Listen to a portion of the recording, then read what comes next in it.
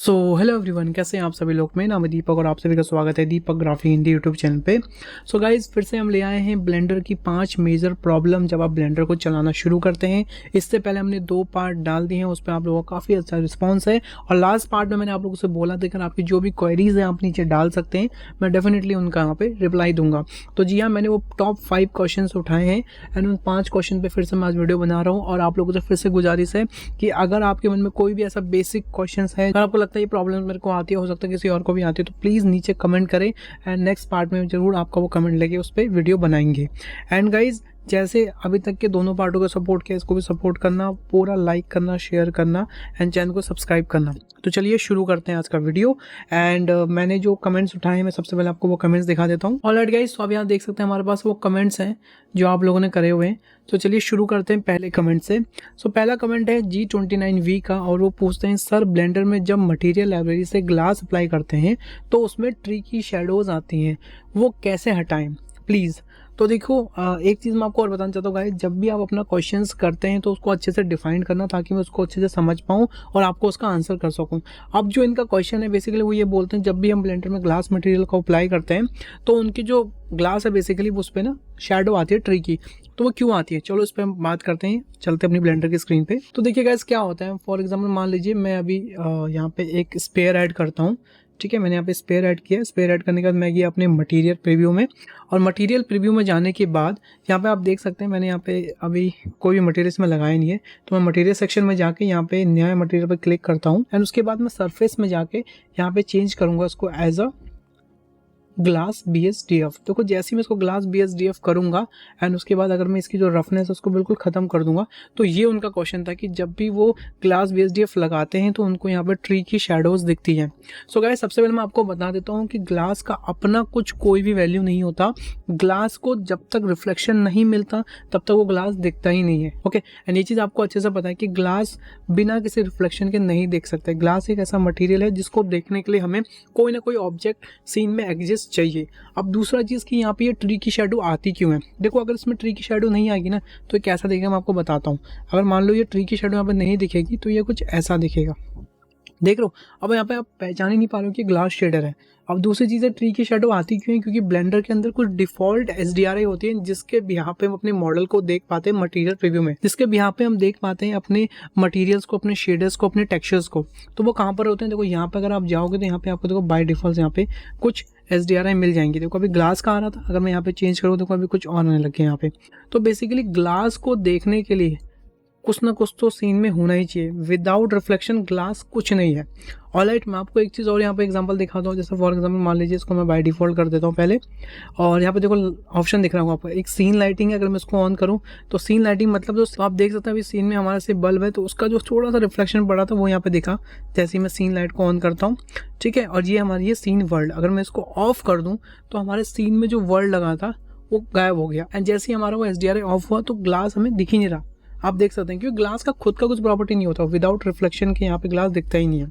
अब क्या है, मैं इस लाइट को यहाँ पे ऑन कर देता हूँ एंड उसके बाद मैं जाता हूँ अपने रेंडर व्यू में। रेंडर व्यू में जाने के बाद मैं यहाँ पे चेंज कर देता हूँ ऐसा EV से साइकिल। ओके, अभी ठीक है। अब आप देख सकते हैं कि यहाँ पे मैंने लाइट लगाई हुई है। मैं इस लाइट को भी हटा के कोई अच्छी सी लाइट लगाता हूँ। फॉर एग्जाम्पल यहाँ पे मैं लगा देता हूँ एक प्लेन लाइट, ताकि हमें और अच्छे से दिखे। ठीक है, मैंने यहाँ पे एक प्लेन लाइट लगा ली, ऐसे एरिया लाइट लगाई और मैंने उस एरिया लाइट को उठा के यहाँ डाल दिया, उसको थोड़ा सा मैंने बड़ा कर दिया और यहाँ पे मैंने उसकी इंटेंसिटी यहाँ पे बढ़ा दी। ठीक है, मान लो मैंने उसकी इंटेंसिटी 50 कर दी। तो भी आप देख सकते हैं जैसी सीन में लाइट आई तो आप देख सकते हैं हल्का सा हमें वो ग्लास का शेडर दिख रहा है। ठीक है, पर अभी भी देखो इतनी 50 वॉट की लाइट लगाने के बाद भी हमें तो ग्लास वो अच्छे से नहीं दिख रहा। अब इसका रीज़न क्या है, तो यहाँ पर आपको मैं एक चीज़ बताता हूँ। जैसे ही मैं यहाँ पर एक प्लेन ऐड करूँगा, ठीक है, अब आप देखना कि आपका जो ग्लास है वो अच्छे से यहाँ पे विजिबल होने लग गया। ऑलराइट, देखो जैसी ग्लास के नीचे हमने प्लेन लगाया तो हमारा ग्लास और अच्छे से दिखने लग गया। मतलब कि जब तक उसको कोई रिफ्लेक्टेड ऑब्जेक्ट नहीं मिलता। और दूसरा, लाइट का अपना एक मेथड होता है कि लाइट को टकराने के लिए कोई ना कोई एक सरफेस चाहिए होता है, तभी वो बाउंस होती है। अभी क्या था कि हमारा ग्लास अच्छे से ग्लास क्यों नहीं दिख रहा था, क्योंकि हमारे सीन में जो लाइट थी वो अच्छे से नहीं बाउंस कर रही थी। क्योंकि जब तक लाइट बाउंस नहीं करती तब तक उसके फोटोन्स डिवाइड नहीं होते। जितनी बार फोटोन डिवाइड होते उतनी ज़्यादा सीन में या उतनी ज़्यादा इन्वायरमेंट में लाइट होती है। ठीक है, जैसे ही मैं इसको हाइड कर दूं तो आप देख सकते हैं फिर से हमारा ग्लास एकदम कम पड़ गया। पर जैसे ही मैं उसको अनहाइड करता हूं तो आप देख सकते हैं यहाँ पे कि हमारा जो ऑब्जेक्ट है और जो हमारा ग्लास है बेसिकली वो दिखने लग गया। तो इसका मतलब ये कि देखो लाइट को भी कुछ ना कुछ बाउंस करने के लिए चाहिए। अगर सीन में मान लो आपने बहुत ज़्यादा लाइट लगा रखी है और आपको लग रहा है मेरा मटेरियल अभी भी नहीं दिख रहा, तो सीन में कोई एक रिफ्लेक्टिव ऑब्जेक्ट लगा लो, कोई एक प्लेन लगा लो। तो जैसी लाइट उस पर टकराएगी और टकराने के बाद जब वो सीन में बाउंस बैक करेगी तब आपका ऑब्जेक्ट और ज़्यादा इल्यूमिनेट लगेगा। यही रीज़न है कि लोग नीचे से अपना एक पोडियम सा बनाते हैं, कोई बेस बनाता है, कोई कुछ बनाता है। क्यों? क्योंकि लाइट अच्छे से रिफ्लेक्ट करे। ऑलराइट, तो ये चीज़ क्लियर हो गई। एंड जो उनका क्वेश्चन था कि वहाँ पर ट्री की शेडो आती है, वो ट्री की शेडो इसलिए आती है क्योंकि ग्लास का खुद का कोई रिफ्लेक्शन नहीं होता, उसको देखने के लिए कुछ ना कुछ तो सीन में चाहिए। पर फाइनल आउटपुट में आपका वही आएगा जो आपके सीन में होगा। और जैसे मान लो अगर आपने सिर्फ लाइट लगा रखी है और ग्लास है और नीचे आपका वाइट बैकग्राउंड है, तो वाइट बैकग्राउंड के साथ ग्लास का रिफ्लेक्शन दिखेगा, उस टाइम ट्री नहीं दिखेगी। और वो ट्री को आप हाइड नहीं कर सकते। अगर आपने वो ट्री हाइड कर दिया तो ग्लास का फिर से कुछ प्रॉपर्टी रहेगा ही नहीं, ग्लास रिफ्लेक्ट ही नहीं करेगा। तो ऑलराइट गाइस, आई थिंक आप लोगों को समझ में आ गया होगा लाइट कैसे काम करती है, ग्लास मटेरियल कैसे काम करता है और क्यों ऐसी शेडोज आती है। और क्या ग्लास का खुद का अपना कुछ अस्तित्व है? नहीं है। ग्लास को चमकने के लिए एक लाइट और दिखने के लिए एक रिफ्लेक्टिव ऑब्जेक्ट तो चाहिए ही चाहिए, तभी जाके ग्लास अच्छे से काम करता है। ऑलराइट, चलिए बढ़ते हैं नेक्स्ट क्वेश्चन पे। सो हमारा जो नेक्स्ट क्वेश्चन है वो है हमारा है मुंसावर बारामती। इनका थोड़ा नाम मैं अच्छे से प्रोनाउंस नहीं कर पा रहा, उसके लिए माफ़ी चाहता हूँ। तो ये पूछते हैं कि दीपक भाई अगर क्यूब के अंदर विंडो की शेप कट करने के लिए वीडियो में मेंशन करें प्लीज़। जैसा मैंने आपको पहले ही बोला था कि अपने कमेंट को अच्छे से डिस्क्राइब करें। ठीक है, अभी मैं इनका कमेंट समझ गया हूँ और ये मैंने क्यों लिया इसका रीज़न भी आपको मैं बताता हूँ। क्योंकि ये कमेंट थोड़ा इंपॉर्टेंट है। यहाँ पे कुछ बुलियन का पार्ट है, जो लोग बहुत फंसते हैं बुलियन में। एंड जिन्होंने मेरी पुराना वीडियो नहीं देखा, पार्ट 1 पार्ट, कोई नया व्यूअर भी ये वीडियो को देख रहा है तो उसको ये चीज़ समझ में आनी चाहिए, क्योंकि बुलियन एक ऐसी चीज़ है जो सबको अच्छे से समझ में आनी चाहिए। तो इसलिए मैंने यहाँ पे ये वाला कमेंट लिया है। पर प्लीज़ अपने कमेंट को अच्छे से डिस्क्राइब करें ताकि मैं समझूँ और आपको और अच्छे से समझा सकूँ। चलिए, अब इनका जो क्वेश्चन है बेसिकली वो ये चाहते हैं कि किसी भी ऑब्जेक्ट की शेप हम किसी भी ऑब्जेक्ट में कैसे लें। जैसे कोई भी हमने शेप ली है, उसको अगर हमें क्यूब में उस शेप को अलग होल करना है या उस तरीके का कुछ इंप्रेशन हमें बनाना है तो कैसे बनाएं। तो चलिए मैं बताता हूँ कैसे बनाएंगे उसे। तो सबसे पहले मैं इसको डिलीट करता हूँ बिकॉज इसकी हमें ज़रूरत नहीं है। हम अपने सॉलिड व्यू में आ जाते हैं। सो लास्ट टाइम मैंने आपको एक एड ऑन बताया था ब्लेंडर का, जो इनबिल्ट एड ऑन है। बिकॉज अगर आपको बुलियन यूज़ करना तो मेरी बात मानेंगे तो आप उस एड ऑन का यूज़ करें, क्योंकि वो एड ऑन एक तो फ्री है और बहुत ज़्यादा हैंडी है। आपको क्या करना है, अपने एडिट प्रेफरेंस में जाना है। प्रेफरेंस में जाने के बाद यहाँ पे आपको सर्च करना है एड ऑन सेक्शन में जाके बूल टूल, और इस बूल टूल को यहाँ पर आपको इनेबल कर लेना है। उसके बाद आपको क्या करना है, फॉर एग्जांपल मान लीजिए मैंने यहाँ पे एक क्यूब लिया एंड उसके बाद मैंने यहाँ पे एक और क्यूब लिया, या फिर मैं इसी को डुप्लीकेट करता हूँ एंड उसके बाद मैं इसको ऊपर लिया। मैंने ऊपर लेने के बाद इसको एडिट मोड में गया। मैं एडिट मोड में जाने के बाद मैंने इसको इंसर्ट किया हल्का सा आई, एंड उसके बाद मैंने इसको सिलेक्ट किया, शिफ्ट आर करा तो रिपीट कमांड हो गई। देखो सब में रिपीट कमांड डल रही है, ये देखिए। तो मैंने रिपीट कमांड डाल दी। उसके बाद मैंने इन दोनों को सिलेक्ट किया और यहाँ पे मैंने ई प्रेस किया और छोड़ दिया लेफ्ट क्लिक करके। टॉप व्यू में गया और मैंने यहाँ पे उसको स्केल कर दिया। देखो कैसे स्केल करेंगे, यहाँ जाएंगे और देखो दोनों साइड से जाके उसे ऐसे स्केल कर देंगे। तो ये हो गया। सेम चीज़ हम यहाँ से भी करेंगे। इसको सिलेक्ट करेंगे, इसको सिलेक्ट करेंगे शिफ्ट के साथ, ई प्रेस करेंगे और छोड़ देंगे। उसका टॉप व्यू में जाएंगे और दोनों साइड से उसको ऐसे स्केल कर देंगे। तो ये हमारा देखो कुछ ऐसा ऑब्जेक्ट बन गया। अब मैं इसको स्केल करता हूँ और उसको स्केल सबसे पहले अप्लाई कर दिया। एंड अब मैं चाहता हूँ ये जो हमारा ऑब्जेक्ट बना है इसका इंप्रेशन बेसिकली इस क्यूब पे पड़े। तो देखो हम बुलियन टूल का यूज़ नहीं करेंगे, हम एडवांस बुलियन का यूज़ करेंगे ताकि हमें चीज़ें और ऐसे से समझ में आए। तो मैं एन प्रेस करूँगा अपने कीबोर्ड में, एडिट पे जाऊँगा। एडिट पे जाने के बाद यहाँ पे हमें बूल टूल का ऑप्शन मिलेगा। इस पे जाने के बाद मैं आपको फिर से बता देता हूँ ये वाली चीज़, मैंने लास्ट वीडियो में बताया था कि जिस ऑब्जेक्ट से बुलियन करना है पहले उसको सिलेक्ट करें, जिस ऑब्जेक्ट पे बुलियन करना है बाद में उसको शिफ्ट के साथ सिलेक्ट करें। तो हमें ये जो प्लस वाली शेप है इसको बुलियन करना है क्यूब पे, तो क्यूब बाद में सिलेक्ट होगा। उसके बाद हम क्लिक कर देंगे डिफरेंट। तो जैसे हमने डिफरेंट क्लिक किया तो आप यहाँ देख सकते हैं फर्स्ट क्लास तरीके से यहाँ पे ये बुलियन हो चुका है। एंड अब जो भी नए व्यूअर हैं जिनको नहीं पता ये क्या चीज़ है, तो मैं आपको बता देता हूँ कि ये एक बूल टूल एक ऐसा एड ऑन है जिसमें आपको दो टाइप के बुलियन इफेक्ट मिलते हैं। एक मिलता है ऑटो बुलियन, दूसरा मिलता है ब्रश बुलियन। ऑटो बुलियन तो नॉर्मल जैसा हमारा बुलियन टूल काम करता है वैसे ही करता है, पर जो ब्रश बुलियन है ये हमें कुछ एक्स्ट्रा फ्रीडम देता है। Extra freedom in the sense कि देखो अब हमारे बुलियन हो गया, अब आपको याद आता है नहीं यार इसमें कुछ और एडिट करना था, तो आप फिर से Ctrl Z करेंगे या फिर आप फिर से इसमें बुलियन करेंगे नया क्यूब डाल के। जी नहीं, अब आपको इतना कुछ नहीं करना, आपको उस क्यूब को सिलेक्ट करना है। ये आप देख सकते हैं। अब देखिए अगर मैं इसको मूव करूँगा, देखो ये मूव भी हो रहा है। अगर मैं इसको स्केल करूँगा, ये स्केल भी हो रहा है। ये देखिए परफेक्ट यहाँ पे शेप बन रही है। ओके, एंड उसके बाद अगर मान लीजिए आपको यार याद आ रहा है कुछ मुझे एडिट करना है, तो आप इसके एडिट मोड में जाएंगी, प्रेसिंग दी टैब, और फॉर एग्जांपल आपको लगा यार यहाँ पे एक शेप और होनी चाहिए, तो आपने ये शेप करी। उसके बाद आपको लगा ये स्केल भी होनी चाहिए, तो आपने इसको हल्का सा ऐसा स्केल कर दिया। तो आप देखो विद इन अ बुलियन आप उसको एडिट कर सकते हो किसी भी तरीके से। तो ये इसका एक फ़ायदा है। एंड जो उनका क्वेश्चन था कि कैसे हम शेप बना सकते हैं, तो यहाँ पे अभी मैंने क्यूब में कुछ ऐसे प्लस वाला शेप ली। अगर आपके यहाँ पे विंडो की शेप होती तो विंडो की शेप बन जाएगी, अगर आपका यहाँ पे कुछ बॉल की शेप होगी तो वो बॉल बन जाएगी। तो आपको बस डिफाइन करना है कि कौन सी शेप आपको किस पे लगानी, बस इतना ध्यान रखना है जिससे बुलियन करना है पहले उसको सिलेक्ट करना है, फिर जिस पे करना है बाद में उसको सिलेक्ट करना है। उसके बाद आपको करना है डिफरेंट, अगर आपको उसको उसके अंदर इंप्रेशन जमाना है, अगर यूनियन मतलब उसको अगर उसके साथ जोड़ना है, अगर इंटरसेक्ट मतलब उन दोनों के बीच के जो ऑब्जेक्ट है वो को अगर आपको अलग करना है, या फिर स्लाइस बाकी चीज़ रह के सिर्फ उतना ऑब्जेक्ट कट करना है, तो ये आप इससे कर सकते हैं। और बहुत लोगों को स्लाइस का मतलब समझ नहीं आता कि स्लाइस क्या काम करता है। तो देखो मैं स्लाइस का एक सिंपल सा आपको यहाँ पे उदाहरण दे देता हूँ कि सर मान लीजिए ये हमारा क्यूब है, इसको मैं स्केल कर लेता हूँ। यहाँ पे स्केल अप्लाई किया और मान लीजिए ये मैंने यहाँ पे ले लिया एक, तो मैंने सिलेंडर लिया, सिलेंडर को मैं हल्का सा ऊपर कर दूंगा। अब मान लीजिए आपको स्लाइस करना है। स्लाइस क्या करता है, पहले इसको सिलेक्ट करेंगे, फिर इसको सिलेक्ट करेंगे और स्लाइस कर देंगे। तो स्लाइस क्या करता है, सिर्फ उतने एरिया को बीच में से कट करता है। देखो अगर होल चाहिए होता है तो हम डिफरेंट कर देते हैं। स्लाइस क्या करता है कि उतने एरिया को, देखो मैं यहाँ पे अप्लाई करके दिखाता हूँ, अप्लाई, अब मैं इसको हटाता हूँ।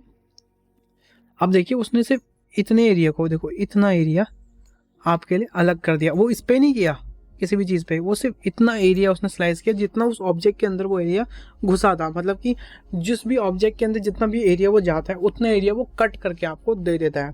तो जिसको भी स्लाइस का मतलब नहीं पता वो इस तरीके से समझ सकता है। और यहाँ आप देख सकते हैं आइकन से भी पता चल रहा है कि जितना एरिया में वो घुसा रहता है सिर्फ उतना ही वो कटता है। इंटरसेक्ट सिर्फ बीच का एरिया बच जाता है, बाकी कट जाता है। यूनियन मतलब जुड़ना, और डिफरेंट मतलब उतने एरिया कट जाता है। ऑलराइट, तो ये हमारे दूसरे क्वेश्चन का भी आंसर हो गया।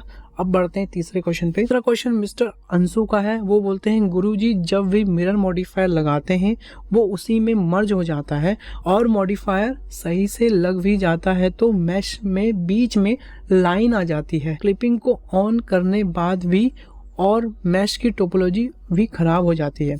जी अंशु जी, सबसे पहले तो बहुत अच्छा क्वेश्चन आपने पूछा, उसके लिए आपका बहुत बहुत धन्यवाद। ये क्वेश्चन जनहित में जा रही है क्योंकि ये बहुत ज़्यादा दिक्कत आती है जब मिरर मॉडिफायर को हम यूज़ करते हैं। तो चलिए बात करते हैं इस पे।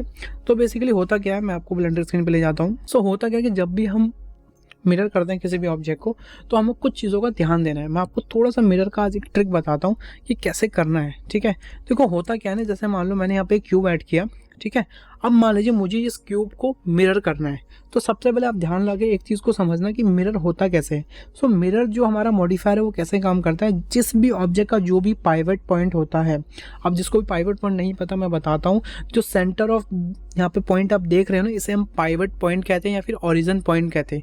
ओरिजिन पॉइंट मतलब यहीं से हमारा ऑब्जेक्ट का ओरिजिन होता है। यहीं से मैं स्केल करूँगा तो यहीं से स्केल होगा, यहीं से स्केल अप होगा, तो हर चीज़ इसके ओरिजिन से होगा, मतलब सेंटर ऑफ मास भी से आप कह सकते हैं। तो बेसिकली अब जो हमारा ये यहाँ पे मिरर मॉडिफायर है वो क्या करता है, हमेशा इस सेंटर पॉइंट से ही हमारे मिरर को लेता है।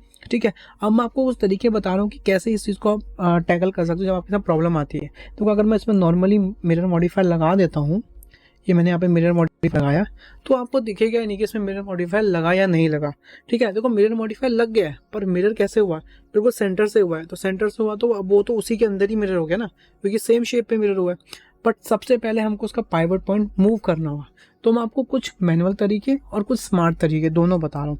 देखो एक तरीका तो क्या है, जैसे मान लो अगर आपके पास कोई ऐसा ऑब्जेक्ट जो आपने वर्ड ओरिजिन से मिरर करना है, तो आपके लिए बढ़िया, आपको टॉपी में जाना है, इस ऑब्जेक्ट के एडिट मोड में जाना है, इसको मूव करना है। ऐसे मूव करने के बाद ऐसे साइड में ले आना है। साइड में ले आए तो ऑटोमेटिक आप देख सकते हैं यहाँ पे इसका जो मिरर का जो पॉइंट है, जो पाइवट पॉइंट है बेसिकली, वो यहाँ पर आ चुका है। अब मिरर कहाँ से होगा, इसी के ठीक आगे से मिरर होगा। देखो जैसे ही मिरर लगाऊंगा तो आपको यहाँ पे मिरर ऑब्जेक्ट दिख गया।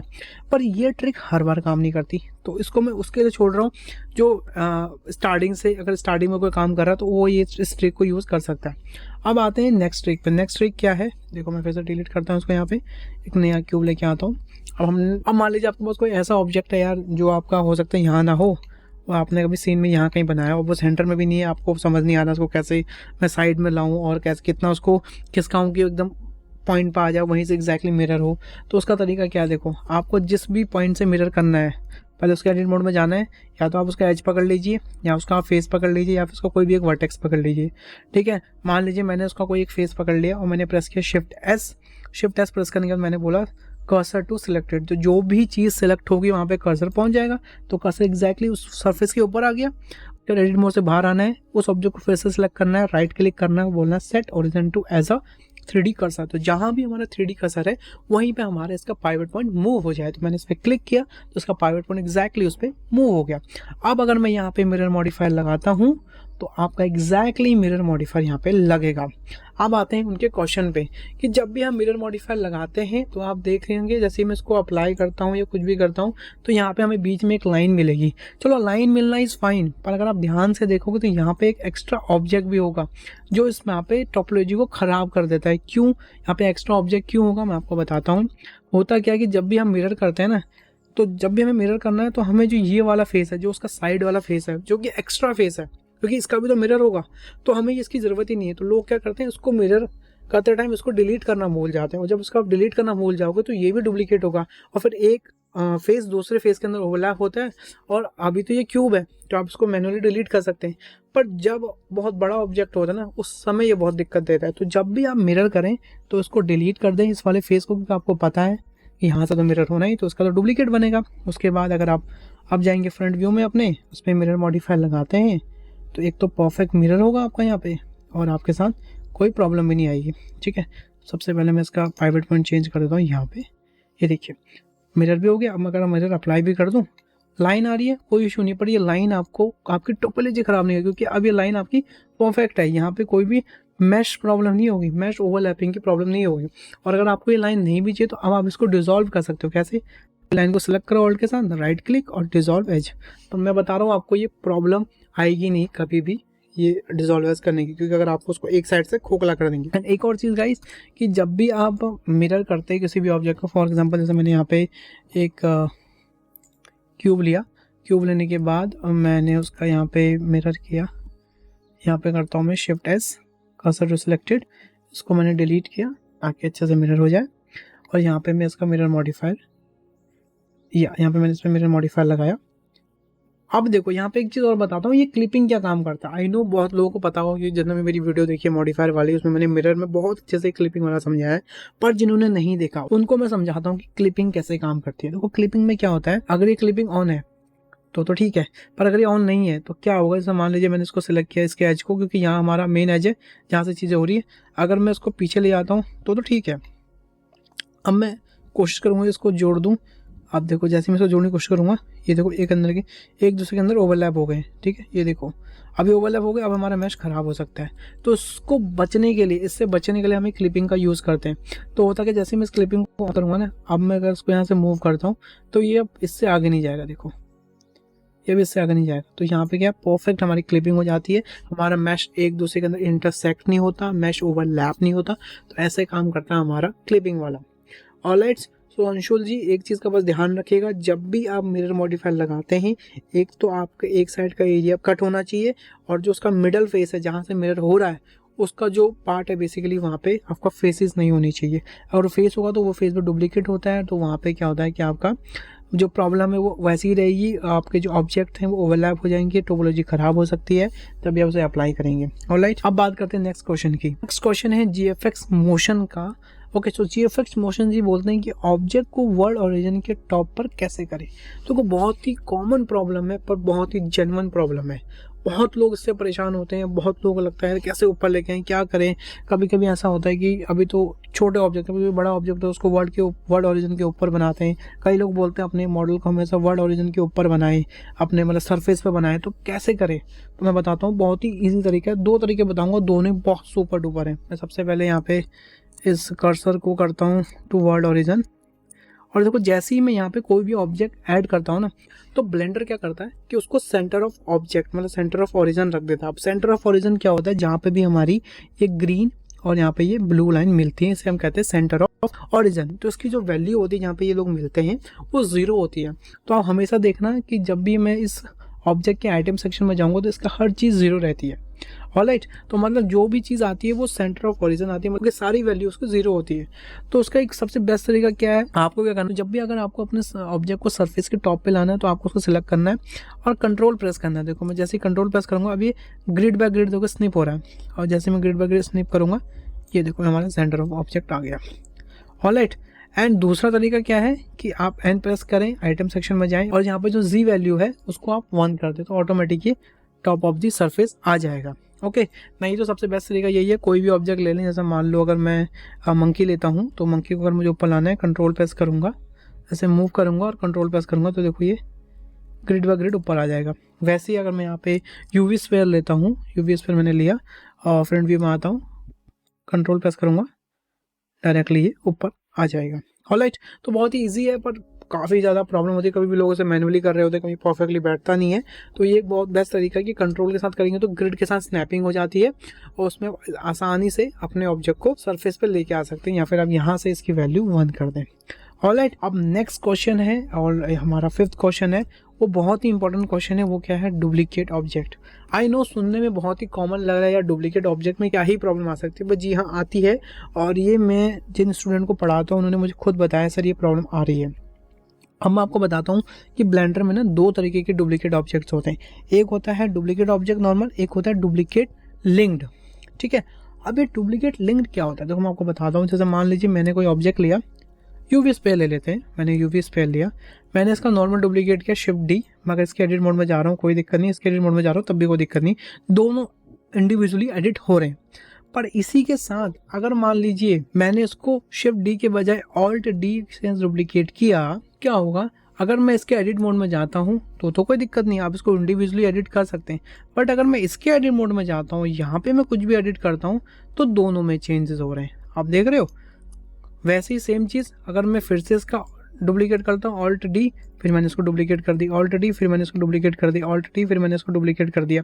ध्यान रखना शिफ्ट डी से नॉर्मल होता है और इंडिविजुअल डुप्लीकेट होता है, और ऑल्ट डी से यहाँ पे लिंक्ड होता है। अब क्या मान लो इसमें अगर मैं कुछ एडिट करता हूँ तो ये देखो सब में यहाँ पे हो रहा है।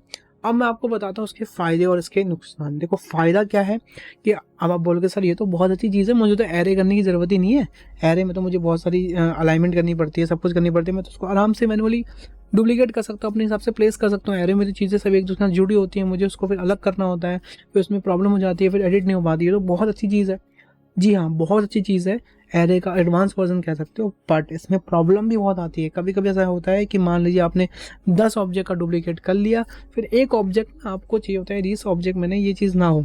अब मान लीजिए वो आपने एक अच्छा मॉडल बनाया, अब वो उसका डुप्लीकेट किया था, अब ये तो प्रॉब्लम हो गई। अब इसको हम कैसे इसका डुप्लीकेट लिंक हटाएं, तो देखो उसका बहुत ही एक आसान तरीका बता रहा हूँ, क्योंकि हटाने वाली प्रॉब्लम सबसे ज़्यादा आती है। तो देखो जब भी आप किसी ऑब्जेक्ट को सिलेक्ट करोगे ना, किसी भी ऑब्जेक्ट को सिलेक्ट करोगे, अगर आप यहाँ पे जाओगे ऑब्जेक्ट डेटा प्रॉपर्टी में, तो यहाँ पे आपको ना एक ऑप्शन मिलेगा, इस स्पेयर का नाम स्पेयर 002 और यहाँ पे लिखा रहा है 5। अब ये 5 क्या है, पहले हम गिनते 1 2 3 4 5, टोटल 5 ऑब्जेक्ट है, मतलब इसके साथ 5 ऑब्जेक्ट या फिर 5 मैश लिंक्ड हैं। तो मतलब अगर मैं किसी को भी एडिट करता हूँ तो 5 में यहाँ पे फ़र्क पड़ रहा है। तो देखो आपको क्या करना है, आप चाहते हैं कि ये 4 तो एक जैसे रहें, पर ये वाला जो हमारा मैश है ये लिंक ना रह के ये इंडिविजुअल बन जाए। तो आपको इस 5 पे से क्लिक कर देना है। जैसे आप इसको क्लिक करेंगे तो उसका मतलब होता है मेक इंडिविजुअल या फिर मेक यूनिक। अब अगर मैं इसके एडिट मोड में जाता हूँ तो सिर्फ यही एडिट होगा और कोई एडिट नहीं होगा। और अब क्या होगा, अगर इन चारों में से मैं कोई भी ऑब्जेक्ट को सिलेक्ट करूँगा तो यहाँ पे जैसे सिलेक्ट करूँगा, पहले यहाँ पे 5 लिखा रहा था, अब यहाँ पे 4 लिखा रहा है, मतलब इसके साथ 3 ऑब्जेक्ट, मतलब इसको मिला के 4 ऑब्जेक्ट सेम मैच के साथ लिंक है। जैसे मान लो मैं इस पर क्लिक करता हूँ, इसको फिर मेक इंडिविजुअल बनाता हूँ, तो अब यहाँ पे आराम से ये एडिट हो सकता है। पर अगर इन तीनों में से अभी भी मैं किसी के भी एडिट मोड में जाता हूँ, कुछ भी एडिट करता हूँ, तो सब में यहाँ पे एडिट होगा। ऑलराइट। तो इस चीज़ का आपको ध्यान देना है, जब भी आप लिंक डुप्लीकेट कर रहे हैं, आपको लग रहा है कि किसी ऑब्जेक्ट को मुझे इंडिविजुअल लिंक बनाना है या इंडिविजुअल मैश बनाना है, तो आप उसकी ऑब्जेक्ट डेटा प्रॉपर्टी में जाके ये चीज़ कर सकते हैं। एंड उस ऑब्जेक्ट पे जाके आप ये भी देख सकते हैं कि उसके ना और कितने ऑब्जेक्ट लिंक्ड हैं, और ये सेम चीज़ मटेरियल में भी होती है जो मैंने फर्स्ट पार्ट में आपको बताई है। सो जिन्होंने भी पार्ट 1 और पार्ट 2 नहीं देखा, जाके देखें, आपको काफ़ी कुछ उसमें और नया सीखने को मिलेगा।